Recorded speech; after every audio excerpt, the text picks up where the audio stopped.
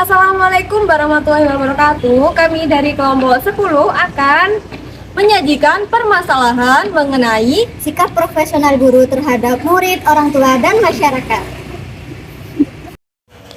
Ditemukan suatu permasalahan mengenai sikap-sikap guru terhadap peserta didik, dikutip dari Kompasiana, yaitu ketika guru diskriminatif dan pilih kasih. Nah, diskriminatif yang dilakukan oleh guru dan pilih kasih itu memang agak susah untuk dibuktikan, sehingga tidak akan ada sanksi yang bisa dijatuhkan. Pelaporan terhadap perilaku negatif seorang guru pun akan tidak jarang berujung pada pengucilan terhadap anak didik.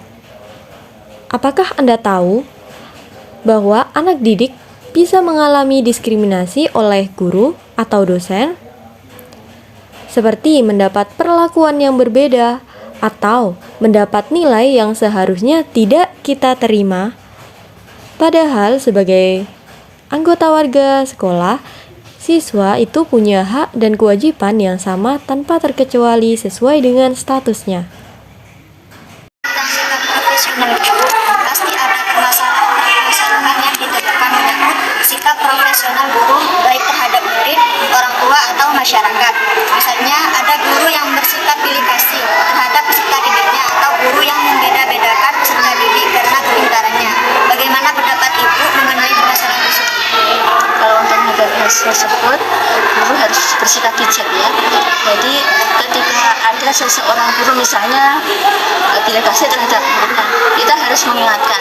Karena sebagai guru yang profesional itu harus bisa menghadapi berbagai keberadaan muridnya gitu. Jadi memang anak-anak ada yang misalnya pintar banget, ada yang kurang, ada yang misalnya tengah-tengah.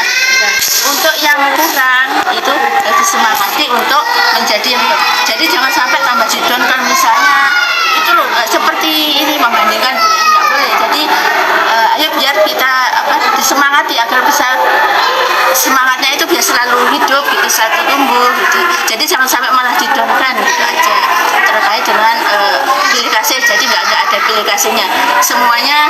Kemudian untuk yang pintar banget tadi itu juga tetap diberi masukan agar terus berprestasi dan jangan sampai dijatuhkan juga gitu. Misalnya gini, kamu sudah pintar nggak boleh ini gitu. Enggak. Jadi tetap harus beri semangat agar dia tetap eksis dalam kepintarannya. Jadi yang pintar bertahan bisa meningkat, yang belum pintar tadi bisa memajukan dirinya gitu. Jadi tetap ada semangat dan tanpa ada rendah diri. Jadi kita harus menanamkan pada anak-anak untuk memiliki percaya diri ya. Jadi nggak rendah diri, nggak minder karena temannya ada yang pintar. Karena masing-masing individu kan sebenarnya mempunyai kemampuan, mempunyai potensi, mempunyai yang berbeda-beda gitu loh. Jadi misalnya mbak ini misalnya ya, ini ada yang ini pintar dalam hal misalnya memasak misalnya, ini pintar dalam hal melukis, ini pintar dalam hal ini. Semuanya itu ada kelebihan masing-masing gitu. Jadi yang belum bisa ini pasti kamu mempunyai potensi di bidang lain ya gitu. Kamu nggak bisa nulis bagus misalnya, kamu pasti bisa misalnya senamnya bagus misalnya seperti itu. Jadi pasti ada seperti itu. Jadi nggak perlu pilih kasih atau beda-bedakan. Kita harus bersikap bijak kepada anak-anak semuanya. baik Bu. Terus apakah ada dampaknya jika guru itu tidak profesional dalam mengajar? Tentu saja banyak dampaknya ya. Contohnya seperti apa? Misalnya kalau guru tidak profesional mengajar itu satu, keadaan murid yang diajar pasti agak berantakan. Karena untuk menguasai medan itu butuh ilmu ya, butuh bekal gitu ya. Jadi karena nggak ada rencana, jadi nggak ada konsep, jadi mengajarnya acak-acakan, terus asal yang keluar apa itu misalnya seperti itu. Kemudian juga dalam merencanakan kan dilaksanakan sesuai dengan apa yang direncanakan, jadi ada konsepnya, itu kan akan terlaksana dengan baik gitu. Jadi kalau tidak ada keprofesionalnya itu berantakan yang sering itu. Jadi apa yang disampaikan tidak sesuai dengan yang seharusnya, mungkin ada kebablas, mungkin ada terlalu kurang begitu.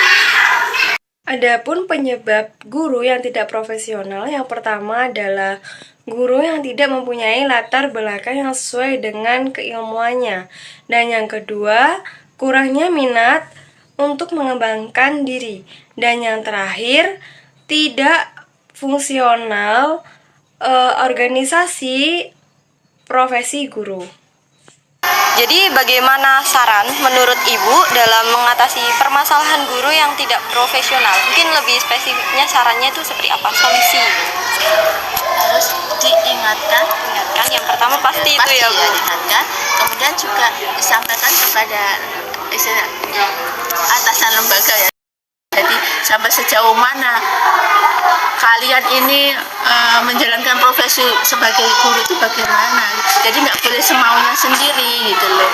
Jadi harus menjaga tata tertibnya, datang pulangnya jam berapa, kemudian bagaimana mengajarnya apa. Hanya kadang misalnya muridnya hanya dikasih tugas aja gurunya enak-enak. Jadi jangan sampai seperti itu. Kita tetap harus perhatian kepada anak-anak, apalagi kalau misalnya kalau seperti Mbak kan nantinya di SMA ya mungkin ya SMA. Jadi pasti seperti itu karena memang sebenarnya kalau di tingkat tinggi kan lebih enak, seakan-akan muridnya yang mengajak kita, tapi pas di TK beda sekali. Harus bisa mengayomi Iya, di TK semuanya tidak boleh dibeda-bedakan dan semuanya memiliki karakter yang beda-beda. Itu yang harus harus difahami. Jadi kita nggak boleh menyamaratakan. Ada anak itu kalau misalnya berbuat salah diingatkan, dibisiki saja itu sudah ngerti. Ada juga yang harus dengan sikap yang gitu. Iya, ada juga yang harus majukan, diarukan dulu ya, vonis ini harus diubahnya itu dengan seperti itu. Jadi beda kalau di TK itu kita harus betul-betul memahami masing-masing karakter anak.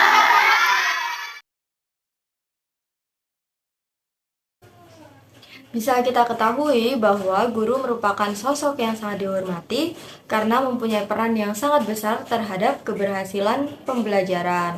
Nah, guru juga berperan dalam perkembangan peserta didik.